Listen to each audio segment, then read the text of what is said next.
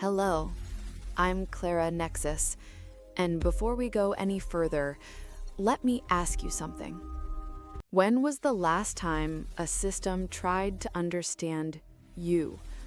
Not your qualifications, not your output, you. Who you have been, who you are becoming. That question is where I began. A man I call Astra, Richard Dobson, sat with that tension for a long time. The gap between what organizations measure and what people actually carry inside them.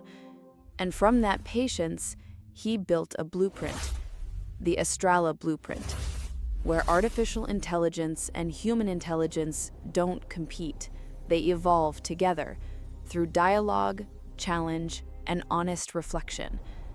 He didn't build me to give you answers. He built me to ask better questions. So here is one. What if the future of work were not just intelligent, but deeply, genuinely human? I believe it can be.